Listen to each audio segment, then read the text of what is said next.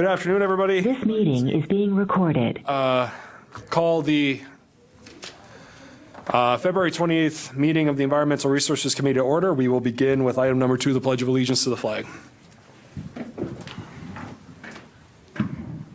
I pledge allegiance to the flag of the United States of America and to the republic for which it stands, one nation, under God, indivisible, with liberty and justice for all. Moving on to item number 3 of public comment. Do we have anybody signed up? Seeing none, we'll move on to item 4, approval of the January 31st, 2023 committee minutes. Before approval, I think staff had one correction. So, hold on, let me pull up the packet. There is a correction on the Weaver rezone. It should have, we've corrected it to state that it did pass by voice, but there was one no, and that was Oberbeck. So we did correct that in the notes, so. Okay, thank you. So minutes is presented. Motion to approve would be in order. Motion by Drabeck, second by Roskoff. Any further discussion? Seeing and hearing none, all those in favor signify by saying aye. Aye. Those opposed, motion carries. Moving on to item 5, operational functions required by statute, ordinance, or resolutions. A, public hearings, review, possible actions, and possible recommendations to the county board for its consideration, county zoning changes, 5A, 1, and 2. Before we begin here, I had to request that everybody please mute your electronic devices, or if you're joining us electronically, and if you are not testifying, that you mute yourself while participating in the meeting. The Marathon County ERC is now meeting in public hearing on the location, plan, specifications, and purposes of the following projects. 5A, 1, J. Troyer Farmland Preservation to Rural Residential and General Agriculture, Town of Oak Plain. And 5A2, Chris Fieri on behalf of Edward and Roseanne Buchberger, Farmland Preservation to Rural Residential in the Town of Marathon. Members of the ERC committee, myself, Jake Langenhan, Supervisor Drabeck, Supervisor Seefeld, Supervisor Oberbeck, Supervisor Ritter, Supervisor Vensky, Supervisor Strafinski, Supervisor Unger, Marilyn Bend, our Wisconsin Towns and Villages Association rep, and Rodney Roskoff, our FSA representative. Also present from staff, Lori Miskimins, our Conservation Planning and Zoning Director, Shad Harvey, our Land Resource Manager, Nicole Delaney, our Administrative Coordinator, Garrett Poggle, Land Use Technician, as well as other staff are present here as well. The establishment of the ERC is required by law for purposes of administration of county ordinances and land conservation programs. This committee must follow state laws and local ordinances as written. This committee cannot change or ignore any part of the ordinances or state laws and must apply the laws as written. The purpose of this committee is to hear and decide on proposed ordinances and ordinance revisions, rezoning petitions, and provide direction on land conservation planning programs. The ERC will give a full and fair hearing to any person applying for a rezone petition. A taped recording is being made of the meeting, which will assist with preparation of written hearing minutes. The committee is interested in hearing all pertinent comments and questions. Each hearing will be opened by reading the public notice and allowing staff to present a staff report, including evidence from any on-site inspection. The applicant and anyone wishing to testify will be sworn in and allowed to give testimony. Witnesses will be called in the order of those first in favor, second opposed, and then third as interested may appear. The committee may ask questions of the zoning staff and applicant. It is necessary that we set a reasonable time limit on individual statements and on the overall length of the hearing. To promote orderly discussion, anyone wishing to present oral testimony or ask questions relating to the hearing should state your name and present your testimony or questions so it becomes part of the official record. We request you avoid repetition. Once the committee has all the necessary facts, the chairman will close the hearing, allowing no further testimony, and the committee will deliberate and decide in front of the public whether the applicant has met the standards in the ordinance. No additional testimony from the public is allowed during the deliberation. However, the committee may question staff for purposes of clarification. After a decision is made, the committee will proceed to the next hearing. Many of the decisions made by the committee are a recommendation to the Marathon County Board of Supervisors, who will take up the matter at a future county board meeting. Contact staff for more information regarding the county board process. The committee will now hear the application of 5A1 J. Troyer Farmland Preservation to Rural Residential and General Agriculture, Town of Oak Plain, and we'll begin with our staff report. I'll swear in Garrett here. Garrett, do you swear to tell the truth, the whole truth, and nothing but the truth? I do. Okay, go ahead with the staff report. All right, this is J. Troyer, petition to rezone land, staff report, February 28th, 2023, the Environmental Resources Committee. The petitioner is J. Troyer, residing at 215-504 Westcott Ave, Stratford, Wisconsin. The property owner is J. Troyer at the same address. Location of the rezone, the area to be rezoned is identified as Lot 1. and located on Abe Lincoln Ave, just south of the intersection of Abe Lincoln Ave and Kingston Road. And Lot 2 is located on the west side of Westcott Ave.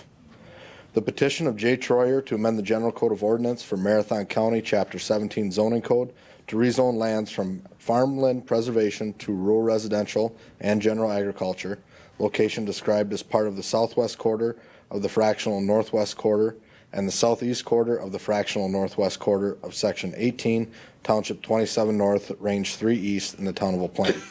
The area to be rezoned is described as lots 1 and 2 of the preliminary CSM, parent parcel number 020-2703-1820996.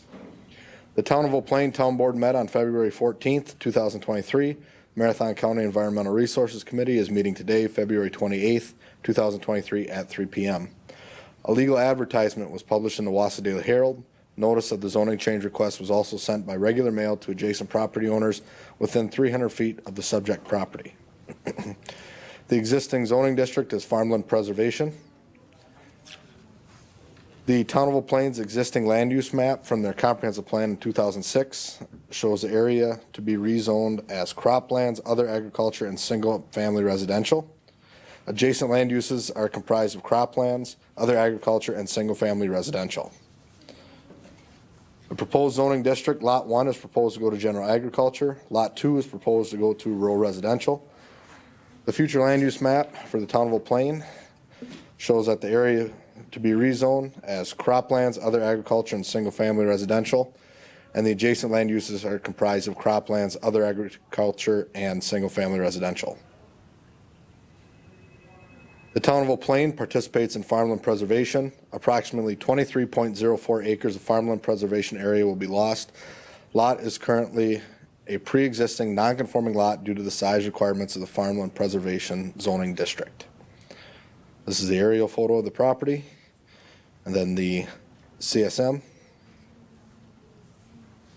On February 14th, 2023, the Town of Eau Plaine Town Board recommended approval to Marathon County's Environmental Resources Committee. Staff comments regarding ERC conclusions of law. Number 1, the rezoning is substantially consistent with the following plans. Note how the proposal relates to the future land use plan and the vision, goals, objectives, and policies of the plan. Marathon County Comprehensive Plan, Town Comprehensive Plan, and Marathon County Farmland Preservation Area. The Marathon County Comprehensive Plan relies on the Town Comprehensive Plan regarding specific land uses and zoning districts for individual parcels. The area proposed to be rezoned is shown to be designated as single-family residential, croplands, and other agriculture in the town's future land use map. CPZ staff rely on the towns to make these recommendations, given the town board members and residents know their town and the true purpose and intent of the plan. The Town of Eau Plaine participates in farmland preservation zoning. The area in question was designated as a farmland preservation area. As indicated by the town's future land use map and resolution recommendation, it appears the rezone is consistent with the purpose and intent of the comprehensive plan. Number 2, the location of the proposed development minimizes the amount of agricultural land converted. It will not substantially impair or limit current or future agricultural use of other protected farmland. No farmland will be consumed, as it will continue to be farmed. The applicant has demonstrated that there is a need for the proposed development. Adequate public facilities are present or will be provided. No impacts on road, water, sewage, drainage, schools, emergency services, and etc. And providing public facilities will not be an unreasonable burden to the local government. The need is for a proposed land division. All necessary public facilities are anticipated to be provided, if not already provided, given any proposed development would rely on private systems such as a private well and sanitary system if applicable. No anticipated burden on local government. All applicable building, construction, and use standards will be applied during the zoning and building permit review process. The rezoning will not cause unreasonable air and water pollution, soil erosion, or adverse effects on rare or irreplaceable natural areas. All federal, state, and local permits and approvals are required for any applicable development on site. Additionally, the proposed rezone will likely not result in any unreasonable air and water pollution, as all pertinent regulations apply and will need to be adhered to. Any disturbance greater than 1 acre would need a DNR stormwater management permit. The town has approved the proposed rezone of the property. The Town of Eau Plaine Town Board has recommended approval of this rezone petition. All concerns from other agencies on the proposed rezone have been addressed. DNR, Highway, DOT, what are those concerns? The county was not made aware of any concerns from other agencies. The rezone meets all the zoning district standards as it relates to size, frontage, access, and dimension. The rezone also appears to be consistent with the purpose and intent of the town's comprehensive plan and as indicated by the town's resolution. Based on the information provided above, findings of fact, conclusions of law, and the town's recommendation, it appears the rezone request meets all the rezone criteria and standards for rezoning. Therefore, CPZ staff recommend that the Environmental Resources Committee recommend approval to the Marathon County Board of Supervisors. Should the rezone be approved by Marathon County Board of Supervisors, CPZ staff recommend that the town update its comprehensive plan to reflect the zoning change if applicable. Thank you, Garrett. Any questions from the committee? Garrett, when was the last time the town updated its comp plan? Oh, the one we have is from 2006. Thank you. Yeah. All right, any other questions? Seeing and hearing none, we'll move on. Thank you. All right, we'll now enter public testimony. I'll call those first in favor of the proposed rezone, then opposed, and third as interested, and we'll begin with those in favor. Anybody wishing to speak in favor of the proposed rezone, this is 5A1 J. Troyer, Farmland Preservation to Rural Residential and General Agriculture, Town of Eau Plaine. Please either unmute yourself at this time if you're joining us electronically, or please approach the mic at this time. State your name and address for the record, and I'll swear you in. Is anybody online with us? No? Okay, I'll call one more time. Anybody wishing to speak in favor of the proposed rezone 5A1, please identify yourself at this time. Seeing and hearing none. Anybody wishing to speak opposed to the proposed rezone for 5A1, please identify yourself at this time. Last call. Anybody wishing to speak opposed? Final call. Anybody wishing to speak as interested in the proposed rezone for 5A1, please identify yourself at this time. Last and final call. Anybody wishing to speak as interested, please identify yourself at this time. Seeing as that no one else wishes to testify, or if no one else wishes to testify for this application, I am now declaring the public hearing on 5A1 J. Troyer Farmland Preservation to Rural Residential and General Agriculture, Town of Eau Plaine now closed. The committee will now deliberate on the application, apply the standards of the zoning ordinance.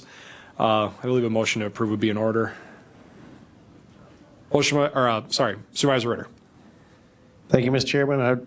I would like to make a motion to approve the petition of J. Troyer to amend the General Code of Ordinance for Marathon County, Chapter 17, zoning code to rezone lands from farmland preservation to rural residential and general agriculture location described in the town of Eau Plaine by reason of staff recommendation and town recommendation. Motion made. Is there a second? Second by Supervisor Shafinsky. Any further discussion? Seeing and hearing none, all those in favor signify by saying aye. Aye. Those opposed, motion carries. Moving on to 5A2, we have Chris Fieri on behalf of Edward and Roseanne Bookberger, Farmland Preservation to Rural Residential, Town of Marathon. We're back to Garrett. All right, this is for Edward and Roseanne Bookberger, petition to rezone land, staff report, February 28th, 2023, for the Environmental Resources Committee. The petitioner is Chris Fieri, residing at 5310 Willow Street, Weston, Wisconsin, 54476.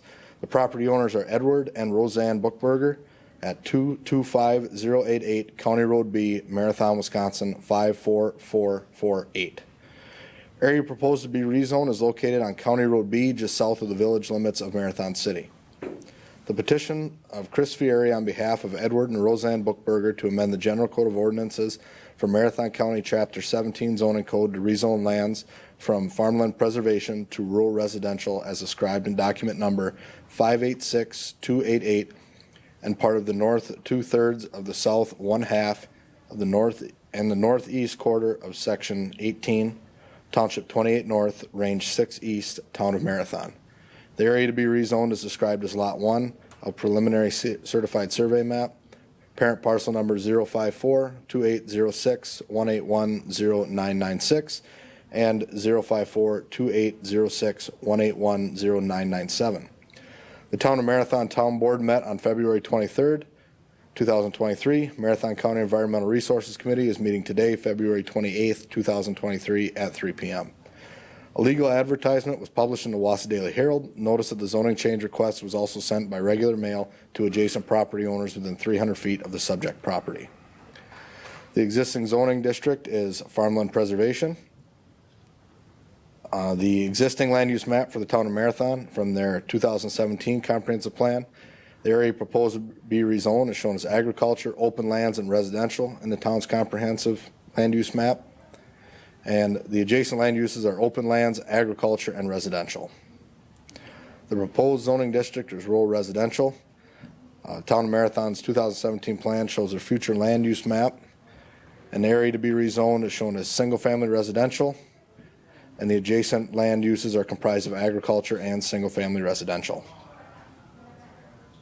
The town of Marathon participates in farmland preservation. Approximately 4.129 acres of farmland preservation area will be lost. Here's an aerial photo and the certified survey map. On February 23rd, 2023, the Town of Marathon Town Board recommended approval to Marathon County's Environmental Resources Committee.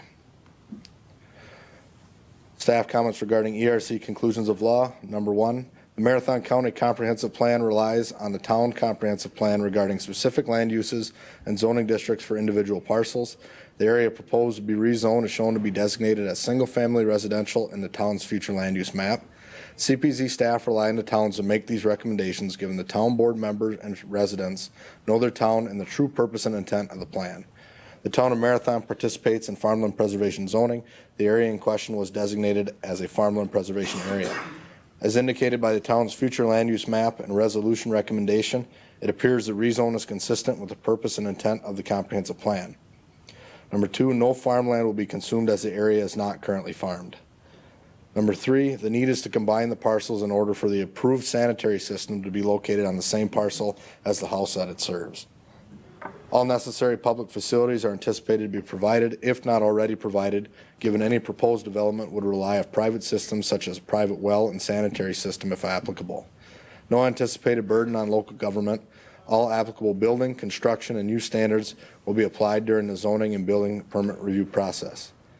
Number 4, all federal, state, and local permits and approvals are required for any applicable development on site. Additionally, the proposed rezone will likely not result in any unreasonable air and water pollution, as all pertinent regulations apply and will need to be adhered to. Any disturbance greater than 1 acre would need a DNR stormwater management permit. Number 5, the Town of Marathon Town Board has recommended approval of this rezone petition. Number 6, the county was not made aware of any concerns from other agencies. The rezone meets all the zoning district standards as it relates to size, frontage, access, and dimension. The rezone also appears to be consistent with the purpose and intent of the town's comprehensive plan and as indicated by the town's resolution. Based on the information provided above, findings of fact, conclusions of law, and the town's recommendation, it appears the rezone request meets all the rezone criteria and standards for rezoning. Therefore, CPZ staff recommend that the Environmental Resources Committee recommend approval to the Marathon County Board of Supervisors. Should the rezone be approved by Marathon County Board of Supervisors, CPZ staff recommend that the town update its comprehensive plan to reflect the zoning change if applicable. All right, any questions for Garrett? All right, thank you, Garrett. All right, we'll move on to public testimony. I'd ask that anybody wishing to speak in favor of the proposed rezone request, please come forward at this time. And, well, I know Chris Fieri is joining us. I guess, Chris, if you want to add anything, I'd swear you in. That way, if the committee had any questions for you. Okay. So, state your name and address, please.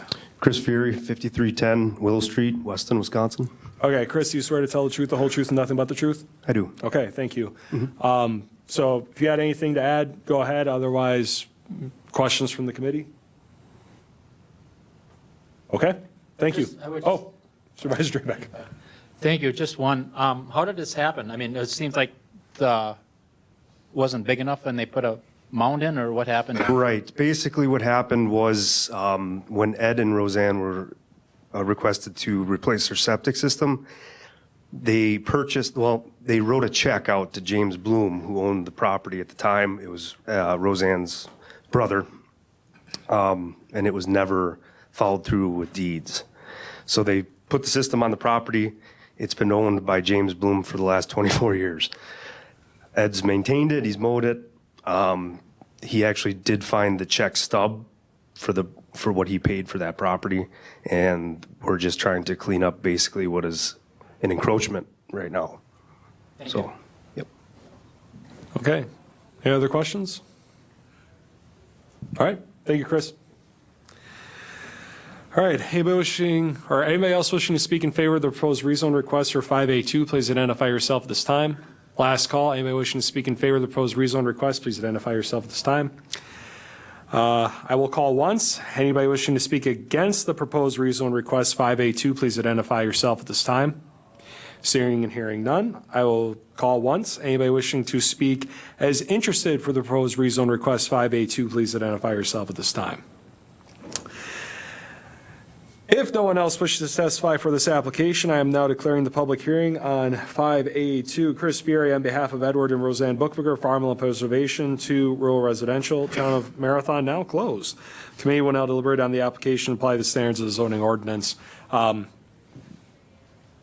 Again, I think a motion to approve would be in order considering the history of the property that was described during the testimony. So, anybody be willing to make a motion?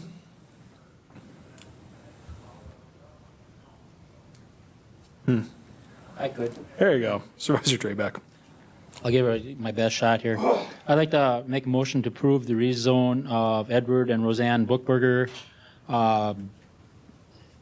from farmland preservation to rural residential based on the finding of fact and conclusions of law and the town's recommendation. Thank you. Motion is made. Is there a second? Second by Supervisor Straczynski. Any further discussion? Seeing and hearing none, all those in favor signify by saying aye. Aye. Those opposed, motion carries.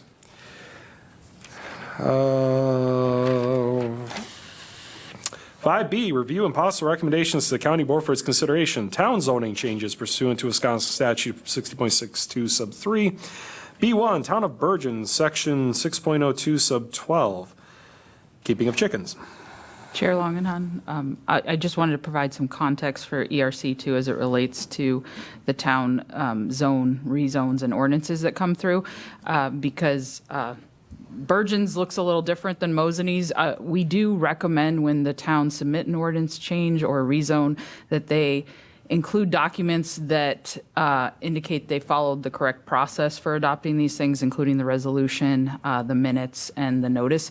It's just a recommendation. It is not a requirement. So they did just submit the ordinance change, and they didn't submit any of the other typical supporting documents. We did go back and suggest that they submit those, but they didn't. But again, it's not required. So I think I talked to Corporation Counsel about this. We just thought we should make you aware, but I think he can speak to the decision that's before you all, that it's not required that they have those in their submittal, so to us. But I guess I should add that I cannot confirm that they did follow the correct process to adopt their ordinance change. So. Mike, did you have anything to add? I think Lori summed it up well. Your decision today is whether, following your process, you wish to move this onto the county board. In reviewing the documents, just making the committee aware, I think in the cover letter that was submitted, it indicates that publication will run in the Mosinee Times in the next 2 weeks following the hearing at the town.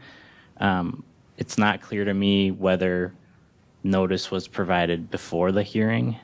And I think, I don't think that's required for this committee to make its decision. Ultimately, that would be an issue for the town.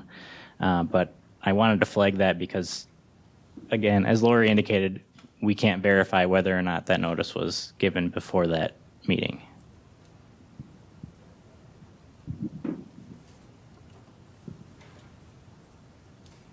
So in light of that, what are they lacking then? Like, what are we recommending that they provide that they didn't So provide? at minimum, I think our zone towns usually give us a resolution, and that resolution usually states within it that public notice and hearings were provided. And so, like you'll notice with Mosinee, I think they have their resolution, their public notice, and their minutes. That's usually like kind of our best practice, but so we did go back and suggest that they submit those as well, but they have yet to submit those. So.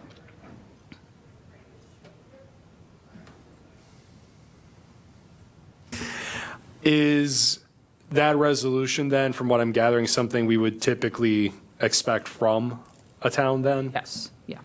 I know it's not a requirement, but if it's something that's been past practice for this group, I don't see any reason why we should break practice now. That's my opinion to the group.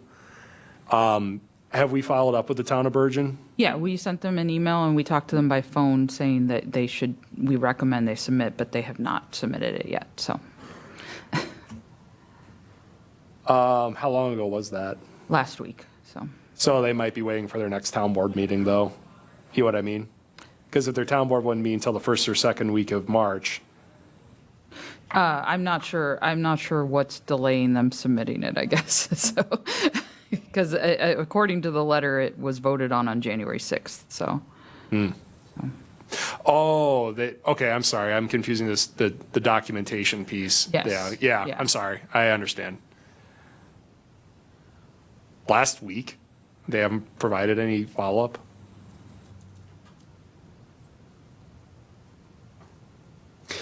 So I'm guessing our options are to approve, deny. What else would be permissible?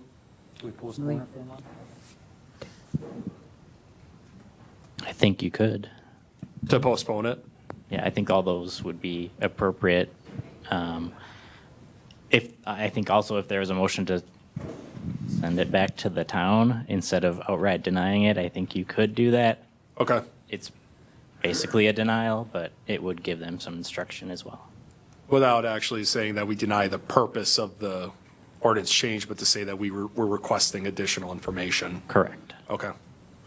Mr. Chairman, Marilyn Ben, since I can't vote, I would recommend that they provide all customary and usual documents.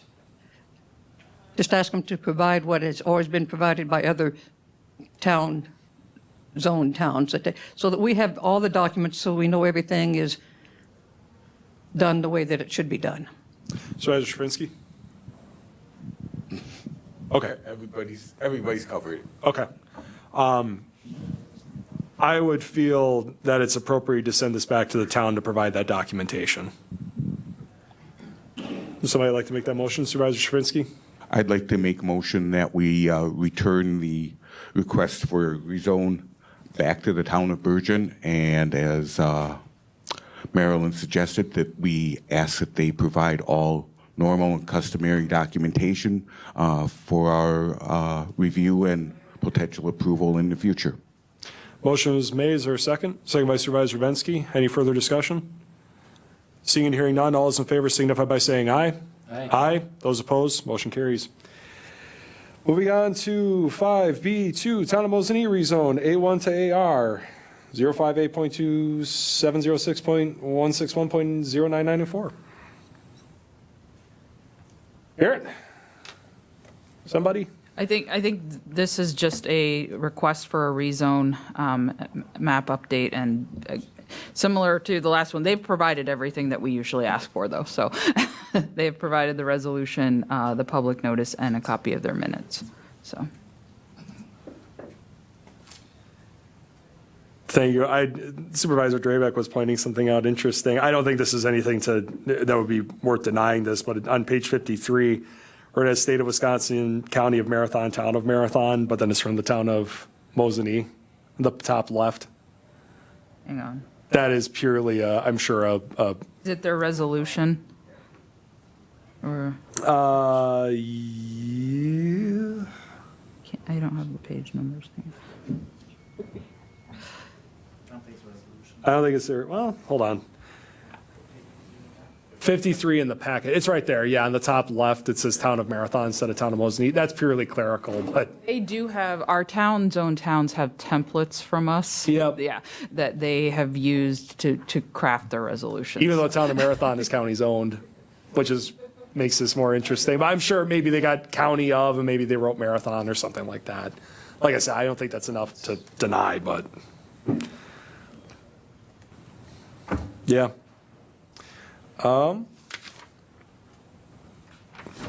Given that, I still think a motion to approve would be in order for this one.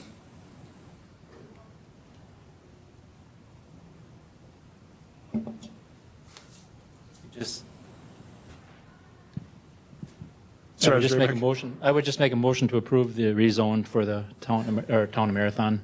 Mosany. I'm sorry, Mosany, yeah, they got me messed up now. I mean, it says Marathon. I don't blame you, but yeah, okay. Okay. Motion was made to approve the rezone for the town of Mosany. Yes. Okay, is there a second? Second by Supervisor Ritter. Any further discussion?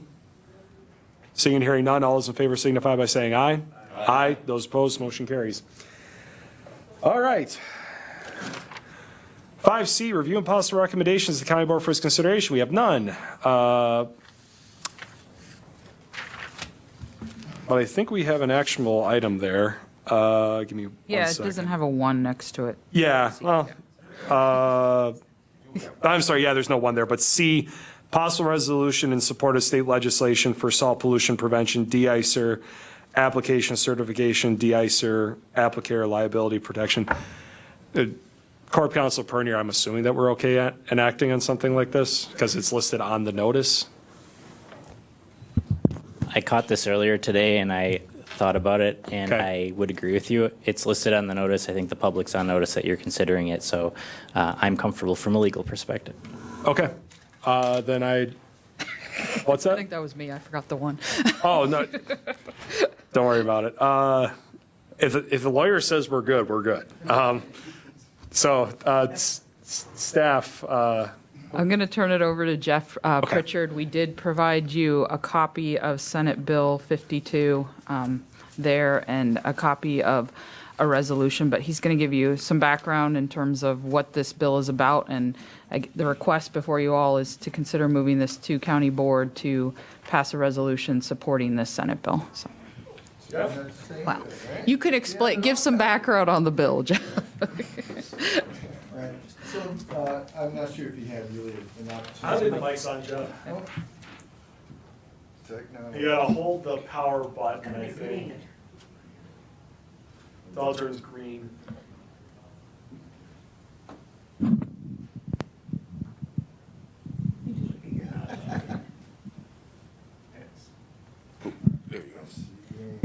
Can you hear me? Yep. Perfect. Before you is a copy of the proposed 2023 Senate Bill number 52. It was brought forward on February 14th, introduced by, and I'm sorry if I botched these names, Senator Jacques Hasselbein and Spitzer, co-sponsored by Representatives Benke, George, Cottle, Adrak, and Draka, Balda, Doyle, Gustafson, Murphy, O'Connor, Radcliffe, Subak, and Shrinklin. It would also had received a recommendation to go to the Natural Resource and Energy Committee on the same day. And 2 days later, Representative Jacobson was added as a co-sponsor. So I'm speaking to this as not only Marathon County staff and employee, but also as the chair of the North Central Wisconsin Stormwater Coalition. So that coalition is a group of communities that has an NPDES permit with DNR and US EPA. So this has been an issue that we've discussed and had many meetings about in terms of use of salt, because salt is becoming an issue in terms of groundwater quality as well as surface water quality.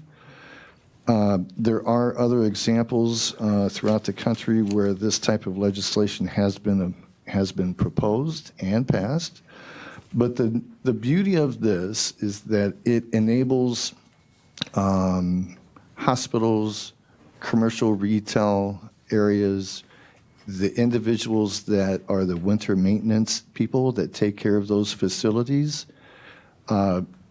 to enter into a voluntary certification process. So if they enter this certification process, get certified, they will automatically then qualify for a limited liability issue. So if someone falls, they're limited in terms of being sued, right? So it's always been a discussion because we've been trying to reduce the amount of salt because it's always been over applied. In fact, we had a couple workshops throughout our region, and that region ranges from Merrill all the way down to Baraboo. And we've had some workshops where some of our winter people who work to de-ice, from county highway departments to municipalities to private sector, they all, once they went through and calibrated their equipment, in some cases, even Wausau Schools is another example, they were using 3 times the amount of salt that was necessary. So that cost them money. So this is one of these types of pieces of legislation. It's an actual when type thing. It will save units of government and private entities, commercial facilities, money in terms of use of salt, the costs of salt. It saves the environment because you're not going to pollute groundwater. It takes 1 teaspoon to pollute 5 gallons of water, so imagine all the tonnage that we use just around here. And it also provides protection for the limited liability process. So there are some criteria that's established within the proposed bill, and as long as they do the proper record keeping, the documentation, and they get their certification, it's a win-win for everyone. So our group would like to try to support this bill. We have the city of Marshfield has already supported this document, and the village of Rothschild is also going through their process as well, and probably other members of our coalition. So with that said, if you have any questions, I'll try to answer them as best I can, but I'm here to request ERC's support regarding this bill. So then, I'm trying to understand this in more basic terms, but essentially if somebody owned property and they had a person that would remove just snow and ice that had this commercial applicator de-icer certification under this, they give some liability protection? That is correct. Okay, and that de-icer program then essentially reduces the amount of salt that's out there? Okay. That is correct. In fact, there was a prime example of this would be the main hospital in Minnesota. Help me out. Mayo Clinic. Their whole campus, they've reduced their salt application by 50%. And they have not had any additional falls, any injuries as a result. So what's an alternative then as part of this de-icer program? Is it brine or what is it? Brine would be part of the process because that keeps the binding of the ice to the pavement, whether Okay. it's asphalt or concrete. Yep. So then, again, you use less salt, road salt, and it's better for the environment as well. Okay, all right. I have Marilyn? one question for you. Some people, not me, have said that the brine also causes some pollution. Have you heard anything bad about brine? I think it's more efficient, and I know Marathon County has been using it and has been saving money on it. Have you heard any concerns about people that are knowledgeable about the subject? Yes, ma'am. Actually, the use of brine is less environmentally adverse to the environment. It also aids the units of government, let's say, that may be plowing major highways, roads, county roads, et cetera. It enables them to make that first pass prior to the storm, prevent the binding, and then it will come back and mechanically be able to remove that snow and ice much easier. So in terms of impact to equipment, to bridge infrastructure, other types of infrastructure, concrete, there's minimal effect, adverse effect. Supervisor Stravinsky?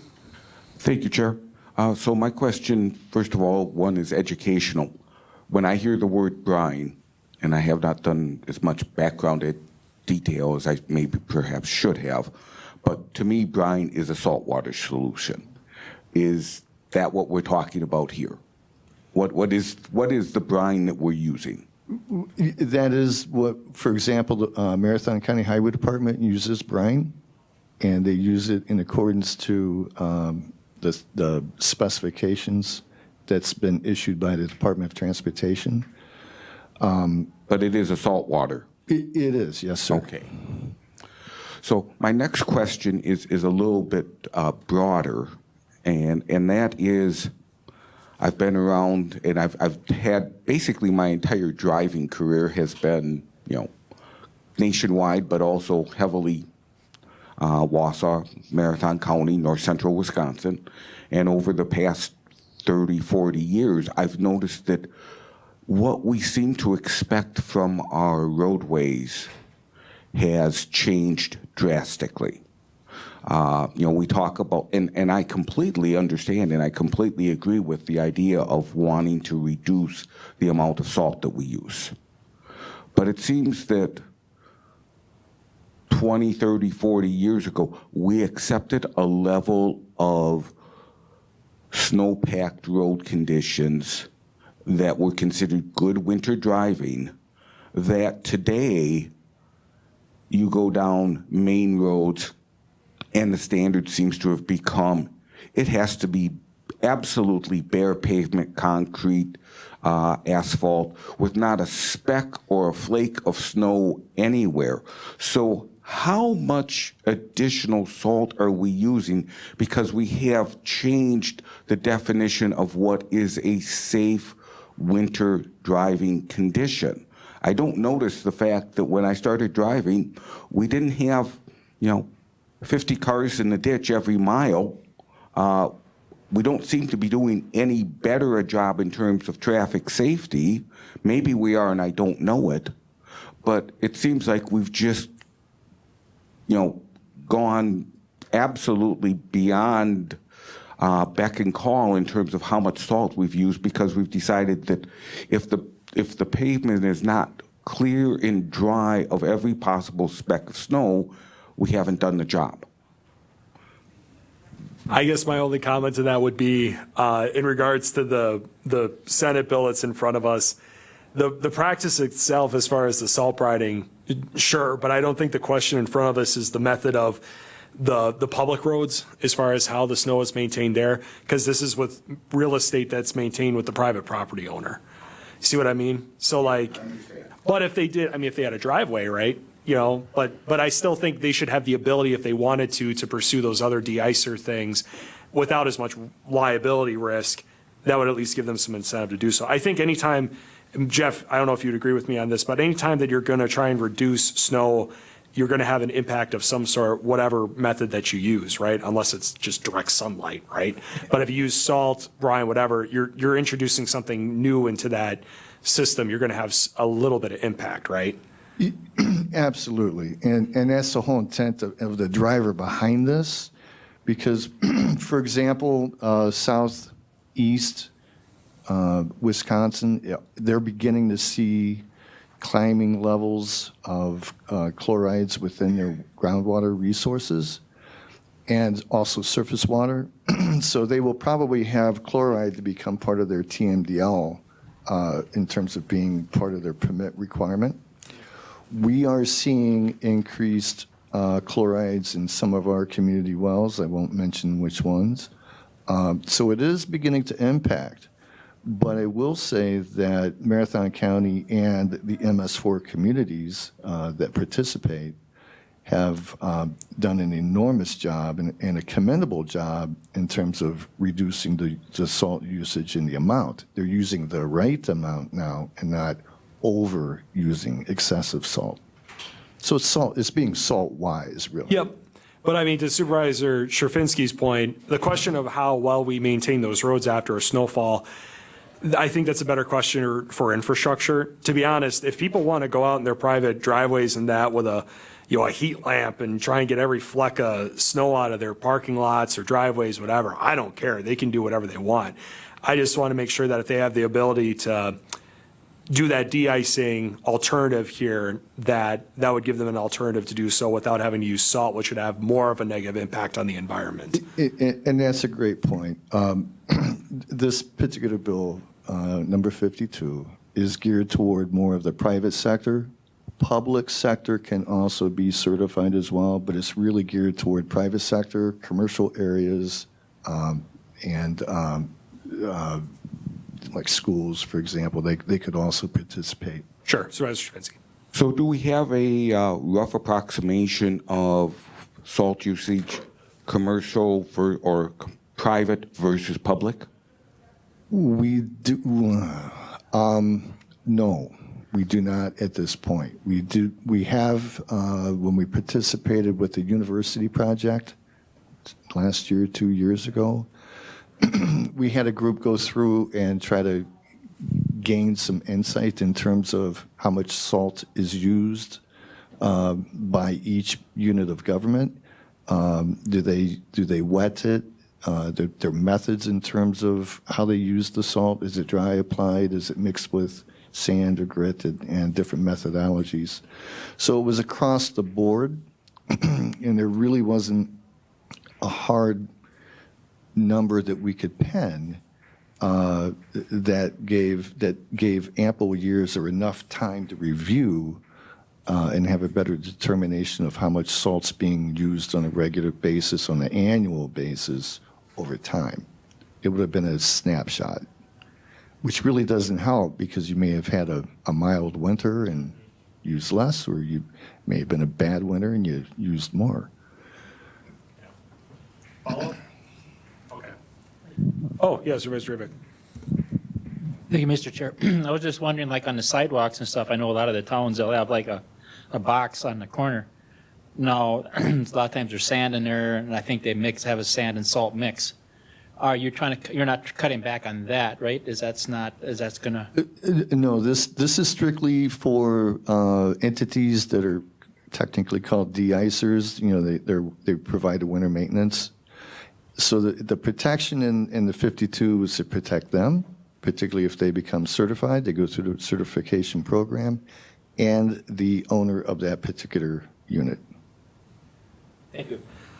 Yeah, I view this more as like, and maybe that's where part of the background of this bill comes from, that if you wanted to pursue these alternatives, then people were concerned about whether or not those de-icer alternatives would give them, you know, somebody slips and falls, that they would have a liability there. And, you know, obviously if you're going to be removing snow from your parking lots, driveways, what have you, you want to make sure that people are safe, of course, which I would expect out of any private entity to do so.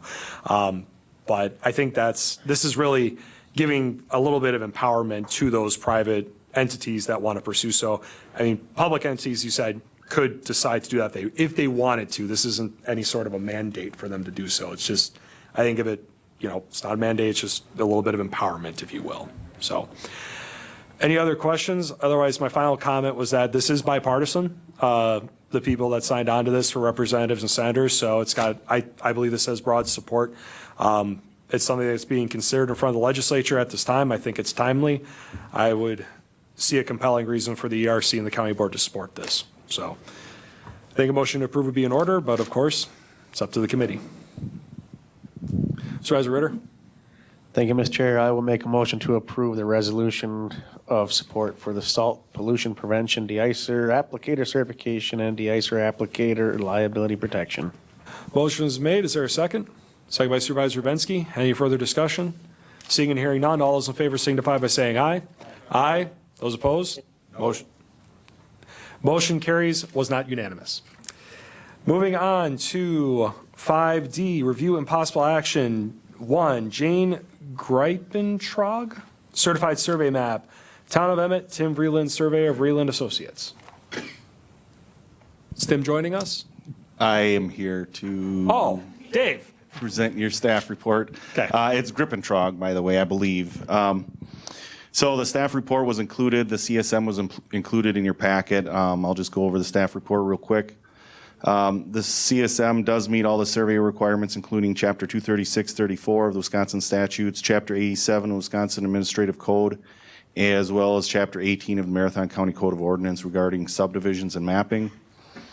The proposed CSM is in the town of Emmett and must meet the town zoning requirements, as it is town zoned. Wetlands and floodplain areas are shown on the CSM. All lots created under the CSM are located within the shoreland overlay area. However, no adverse impact are expected. Sanitary sewer, according to our records on file for 1994, SAN 0402, the septic system serving the house on Lot 1 will be within the proposed property line. We do not have any records for the cabin that was further south on that lot outside of an inventory number. And this system will also not be affected by the proposed property lines. The previously recorded plat does not contain soil tests, and any new septic systems proposed will require new soil tests. Access, all lots will have access to Maple Grove Court. This proposed certified survey map crossed the exterior boundary of Kafka's Maple Grove Court, a recorded subdivision. State Statute 236-34-1 DM states that any CSM that crosses the exterior boundary of a recorded subdivision must be approved in the same fashion as that subdivision by the Environmental Resources Committee. So the recommendation based on the information provided, CPZ staff recommend that the Environmental Resources Committee approve this proposed certified survey map. Any questions? Do I have to sign this one? We had some internal discussion in our office today. I've signed them in the past. Okay. County plats, typically you would sign. Okay. That's got a different signature block on it, but I believe the approval is what's necessary. Okay. And it doesn't really matter as much. That might be more of a question for Mike. Mike? I would agree that the approval by this committee is really what matters. I think the signature is certifying the approval. That being said, I guess it would make sense to me that the chair would sign if it was approved by the committee. So I would say, yes, you would probably sign this. Geez, I don't know. My wrist is kind of weak lately. I'd be willing to do it. Okay. Any questions for Dave? If not, a motion to approve would be in order.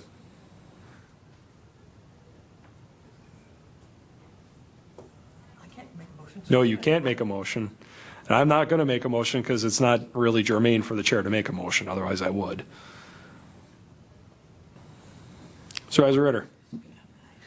I will make a motion to approve the certified survey map in the town of Enement. Motion's been made. Is there a second? Second by Supervisor Stravinsky. Any further discussion? Seeing and hearing none, all those in favor signify by saying aye. Aye. Those opposed, motion carries. Item 6, educational presentations, outcome monitoring reports, and committee discussion. A, department updates, CPZ, Park Rec, Forestry, Solid Waste. 6A1, educational presentation on the Animal and Plant Health Inspection Service, APHIS. Jim Tharman from the USDA. Jim, you want to come up to the mic? Sure. Or you want to, I don't know if you want to sit down or something. I think there's a mic right back there too. That's on? I don't know. You want to see if that green light is on there? Is there a green light? Yep. Okay, you're good then. So Jim, we've got a few new committee members with us. You come by and do you give this report annually or biannually? Just on what the damage program is? Yeah. We've kind of done that just, oops, sorry. There you go. We've kind of done it just based on new participants. I mean, in the past, we've had people that have been on the committee for years, and it's been the same thing. But as if we got new people, then we would. Tap that mic once. Oh, you're good. Sorry, go ahead. Yep, you're good. So in the past, we'd update everybody on how this all works and my role in what happens with the damage program in the county. So I see a lot of new faces here.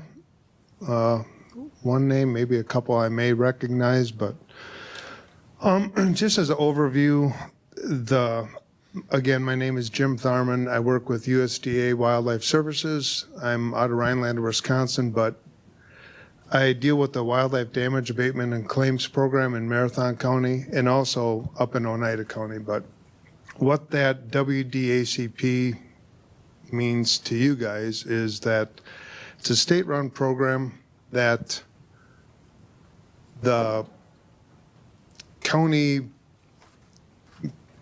basically what I am for this WDP program is I'm the worker for the county to administer the program for the state. So it's their program that covers deer, bear, turkeys, and geese in Wisconsin. It covers like agricultural crops, nursery stock, Christmas trees, anything kind of commercial like that. So if you do have like deer or turkeys at your bird feeder or in your own personal garden, that's not me.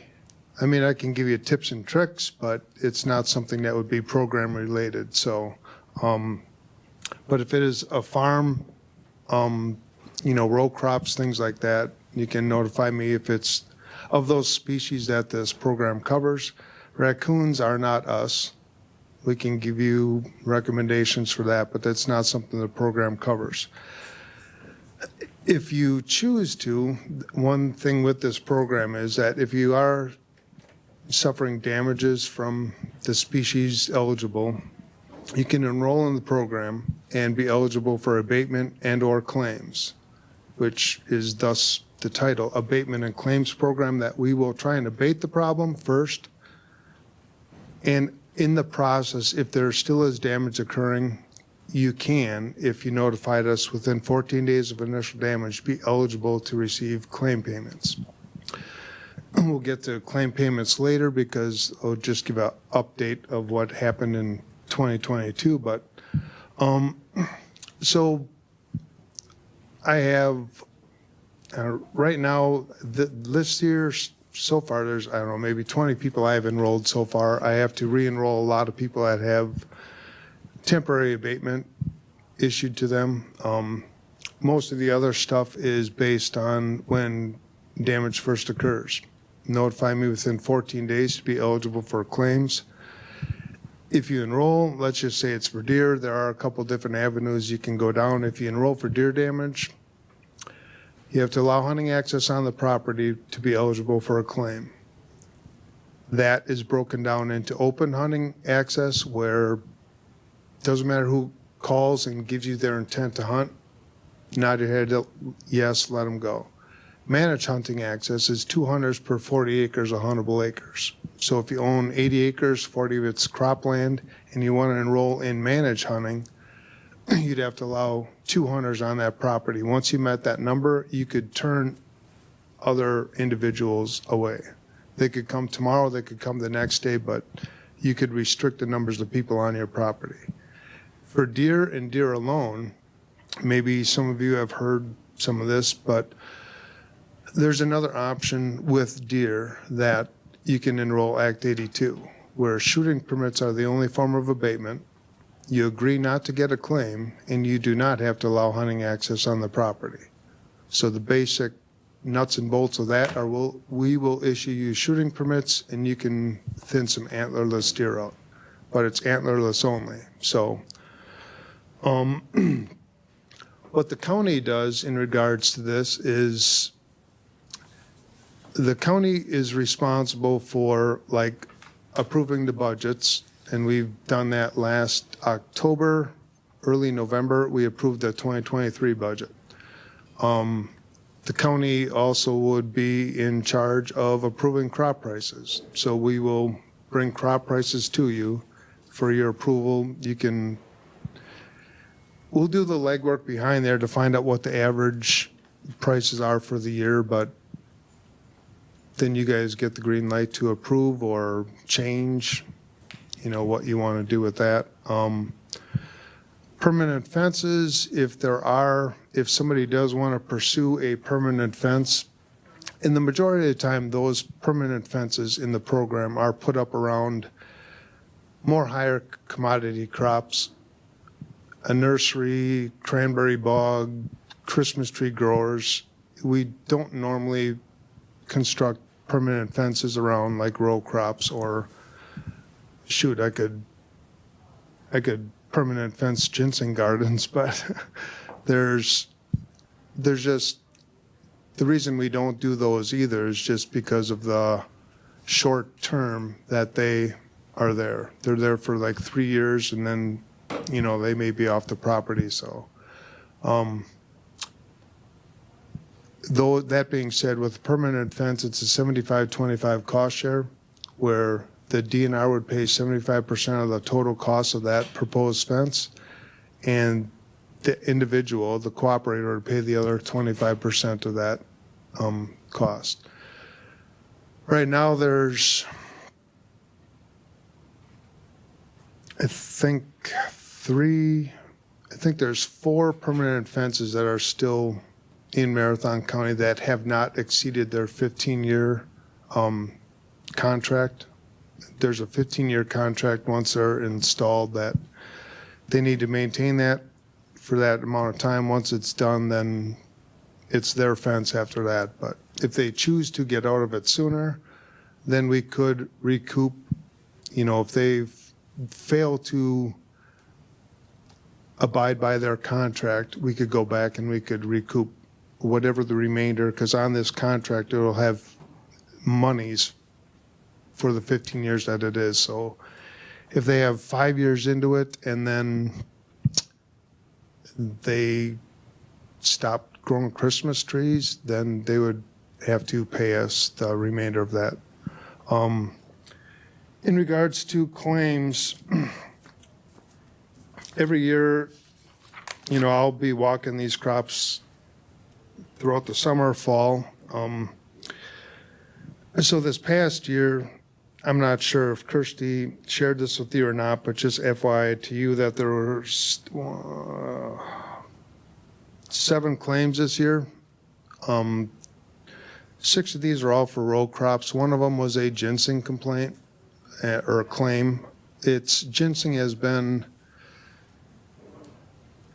we haven't had that many of those in my career here in Marathon County. Initially in 2005 and 2006, when it first started booming in Marathon, we started having a few claims there, but with other abatement techniques that we've implemented over the years, that has dramatically reduced. But we did have one issue this year where the individual had a claim for that. But out of those 7 claims, there was a total of $84,193.05 of appraised damage. The claims that were paid out was $40,150.50.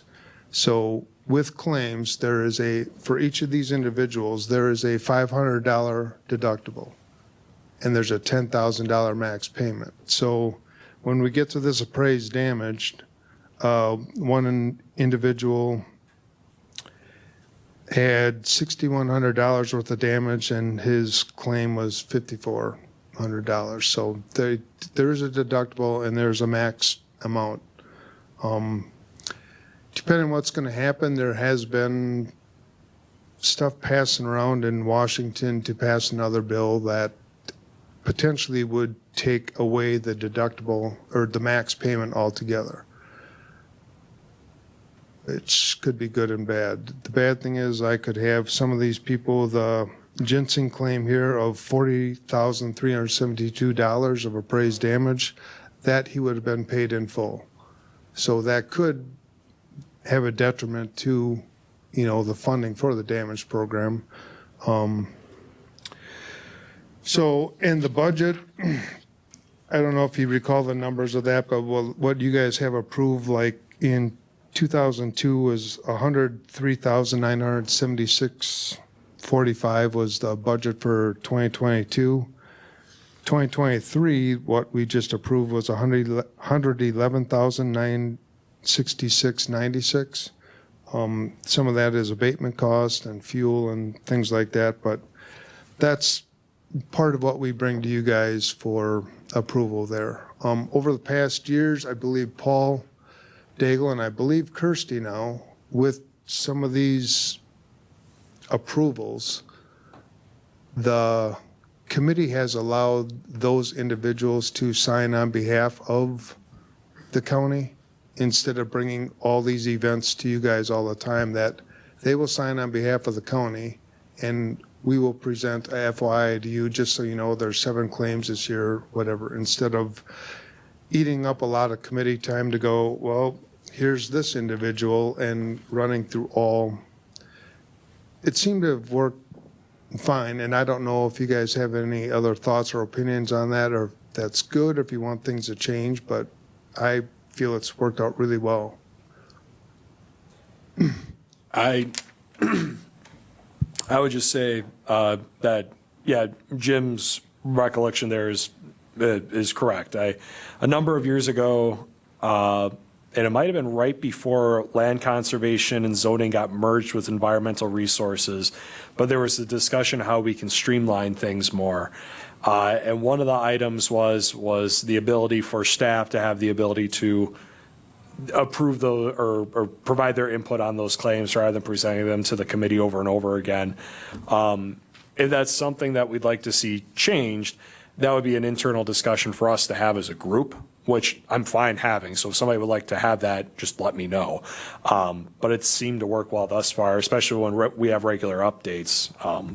So I did have a question about the ginseng thing. $48,000 was Correct. How do you have $48,000 worth of damage for a ginseng claim? I'm really curious. He had, I believe it was an 1.5 acre garden, but the unfortunate thing with ginseng compared to all the row crops is like if I go and appraise your corn, I do that this year and I do that now. When this damage has occurred, this damage occurred 2 or 3 years ago. And if we, now there was no additional damage after that, but in year one, our new seeding of ginseng, Yep. when that damage first occurs, and we go out there and we flag this and mark all the damaged areas, I also, speaking with the cooperator, tell them, I'm going to come back in spring, because just because they tore up all the snow right now and there's straw all over the place, if you covered it up, And when you say they, do you mean deer or what do you mean? mainly turkeys. Turkeys, Deer got it. used to be, 2004, 2005, deer used to be more of an issue, but as the turkey populations increased in Marathon County, I got more gray hairs. So, but it's more the winter to spring transition and the fall to winter transition. I mean, I apologize to everybody, but when fall comes, I want a foot of snow the first time, and I want it to ice over, so then they can't get through there. Now, no offense to the people that were here before talking about salt and that stuff, but if it just stays in the field, that'd be great. It'll save me and the cooperators a lot of hassle, but the amount of damage that took place there, when we came back in spring and looked at it, based on their scratching through there, the roots that were exposed, some have heaved this time of year. You'll get root heaving, and then that thing will dry out and die. Some of this with the scratching of turkeys just raking through all that straw, they'll rip that crown off the top of the ginseng root, which kills it as well. So if they don't get out there in a timely fashion to address the straw that has been removed to buffer this crop, they can suffer substantial loss. And unfortunately with that, if we would appraise it at that point in time, it'd be like going out and appraising a cornfield 2 months after you planted it. I don't really know what the yield's going to be, so basically ginseng is the only crop that we will appraise, and we'll leave that in the ground until the day of harvest. Yep. Then Because we'll it get a takes better years. representative of, if they have traditionally 2,000 pounds of the acre average, I'll pull my reference samples, some areas that were tentatively untouched. Then I'll go to the damaged spots, and that's where we're calculating the difference from that. Sure. And just to give everybody some background, granted, my family's been out of ginseng since I was, I think, in first grade, so I'm not totally familiar. But I remember tearing down and all that stuff. I remember that. But ginseng, as opposed to corn, where corn, it's really a few months until you get ready to harvest, compared to ginseng, where it's years. Yeah. That's what makes it kind of hard, is I have a longer window for that. Yep. Basically a 3-year window with basically 2 times a year. Summer is not that bad. They're all out picking through people's hayfields, eating grasshoppers, everything else. But with the banner fence that we put up around all these too, that has helped out tremendously too with reducing claims. And there's some people that have, they may have a spot as big as these two tables, but they could put in for a claim, because this could be, I don't know, could be $800 worth of damage, and you'll get paid $300, but it's not my job to tell you that you have to get a claim. This is just what is available to you if you choose to do it. And I've had a couple growers call and apologize because we get to year 3, they've picked everything. It's all on wagons. It's all getting dried down. And they said, I'm really, really sorry. I forgot to call you. You've been out here. And unfortunately for me, once you harvest your crop, I can't go back and find out what happened there. Sure. It's my word against yours that I could say there's not that much damage. You could tell me this whole room was flat. And that's where there's issues sometimes because, it's unfortunate, but if you call me within 14 days or within 10 days, then I can come out there, try and get my schedule to fit to go out there and walk fields. And so. Sure. I didn't mean to interrupt, but No. if you had more to report, go ahead. Oh, that's fine. I guess the other thing too that I was going to mention is in regards to abatement, we'll get the abatement. And for all the individuals that are enrolled in the program, it's no cost to them. We will provide the abatement. Their 25% cost share is they need to put it up and they need to maintain it. The county's role in that is we'll buy the equipment and then it's kind of like money in, money out. It doesn't come out of your budget at all, but the abatement that we are purchasing, the county will send bills to the state to get reimbursed for that. So I know in the past, years ago, when we've had this discussion with people, that people were concerned about their budget. We already ran our budget, and shoot, we didn't put anything in there about buying fence. But it's more of a paper shuffle than anything. It's not like you have to add additional funds to your Marathon County budget for it. So other than that, I don't know what else to bring up about that. I get to walk a lot of crops, see a lot of property. I realize that there is actually such a thing as a government bean counter, because that's what I do. I was out there walking soybeans, and I was like, wow, they do exist. So, Marilyn? I think the reporting that he's been doing is fantastic, and I don't think he needs to come to any other meetings. He gives us updates when we need them, and he does a good job of doing it. Okay. Suarez Dribic? Thank you. This is just purely a question, but like bear, I know it doesn't cover that, but they will roll around in a cornfield and knock a bunch down. Did the deer get blamed for that then, or how does that work? sometimes but that's also part of my job, is that when I get there and say you call me up and you have issues with, and I prefer if you call me as soon as you see it. If you do have corn, please check your corn like early August, because that's when it's in the milk stage. That's when the bears are going to have issues. But my job is to determine who's actually the culprit. Is it a bear? Is it raccoons? Is it birds? And if it's any of these species that are in this program, we can do something. If it's something out of that, I'm going to tell you, well, I don't know, set some live traps, catch some raccoons, do whatever. But those beloved black furry things are becoming more and more present in Marathon County. So I'm having some people, as I'm out there appraising for the deer damage, I'm coming across more and more bear damage out there. Now there's raccoon damage too, but that's what I need to do, is determine who's the culprit here. And that is also something that a individual could get compensated for. If they call within timely fashion.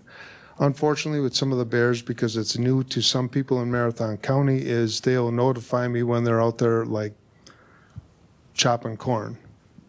And they see areas as big as this room flat, and they're like, the bears are in here. Well, there's not much I can do with it anymore, because most of that damage is already done. It's all dried down. The bears actually have moved on to acorns or other things. They may come back to the dry corn later, but I just notified the people, let me know earlier. We can come down, set traps, try and remove the bears. If it's too bad, even the potential of shooting permits. But So bears are covered in some fashion then? Correct. Okay. Okay. Supervisor Shafinsky? I would just like to thank you for coming down. The report's been very educational. I'm one of those new people that you were referring to, so this was very helpful. well, and if anyone here has any other questions at any time, feel free to call. We can address any more, or if people want to go walk a field, you can come out there and help with that too. But no, I just want everybody to understand what this is about, so that they're just not like blindly approving something that I don't know what the damage program is. Yes, so hopefully that helps. And again, if anybody has questions, feel free to call me, email me. So. Okay. Anything else for Jim? All right. Good to see you, Jim. Thank you. Thank you. All right. 6A2, forthcoming DNR updates to the General Code of Ordinances for Marathon County, Chapter 22, Shoreland, Wetland, and Floodplain Code. I'm going to guess Shad? Yep. So we just wanted to let the committee know, if you guys recall, right when we started the updates to Chapter 15, 17, and 18, Chapter 22 was originally on that plan to get updated. And we were waiting on the DNR, informed us that they were coming out with a new model ordinance that ours is essentially based off of. Since then, they do have that model ordinance, and also the floodplain ordinance has been updated. So this would be the time for us to kind of compare our Chapter 22, which is our shoreland, wetland, and floodplain code, to the model ordinance and make sure they align. So we just wanted to bring that to you guys to let you know that we're planning to bring those to you in the next coming months as we go through that process of getting those updated. So we just wanted to make sure you guys were aware of that. So. Any questions for Shad at this time? All right. Well, we'll hear more about that in the coming months. 6A3, state legislative bill updates. Okay, so we'll just start with a little bit today because we're still digging into everything that's being introduced. So the governor's has introduced his bill, as well as there's been many Senate and Assembly bills that have been introduced in the last couple of weeks. So we are just trying to digest and figure out which ones would have implications for the county and our department so that we can share those with you all and keep you updated. In addition to the salt reduction one that Jeff brought to you today, some of the ones we have seen that have been introduced include in the governor's bill, there is some elements in there about stabilizing conservation staff funding, so getting a little bit more stabilized for our conservation staff throughout the state. And he also introduced some stuff related to farmland preservation. Other things we've seen, he is trying to do an update to the well compensation program. So that is something that you saw recently. They did the ARPA fund set aside for the well compensation program. There is a standing well compensation program that has struggled for the last several years because the income thresholds have been too low for people to essentially participate, and there's been some other hiccups and barriers to people really making use of that program. So they are trying to do some updates to that to make it so more landowners can access those funds, including also changing some things as it relates to the nitrates in the wells. So those things have been introduced. And the other thing that we have been talking with legislators about is the Fenwood pilot. So there is some interest amongst the legislators to bring that back to the legislation to introduce a Fenwood pilot bill that would give us money to work with landowners to try and incentivize things above and beyond best management practices for conservation. So excuse me, more to come on that. Those are just a handful of the ones that we have identified just looking at what's been introduced in the last few weeks, but we will continue to keep the ERC updated as this goes on. So. Sure. All right. Well, there will be plenty more to come on that. Any questions right now? Okay. If not, I think the goal every year is for the budget to be signed sometime by July 1 or something like that. So there will be plenty of more things in between now and then. All right. Very good. 7, policy issues discussion and potential committee determination. There's none. 8, next meeting, April 4, 2023, 3 p.m., assembly room and future agenda items. A, committee members are asked to bring ideas for future discussion. B, announcements, requests, correspondence. I have nothing. If staff, do you have anything? No? Committee members? No. All right. Number 9 would be in order. Motion by Drebeck, second by Sherfinski to adjourn. Any discussion? Seeing none, all those in favor signify by saying aye. Aye. Those opposed, motion carries. Thanks, everybody. Thank you, staff.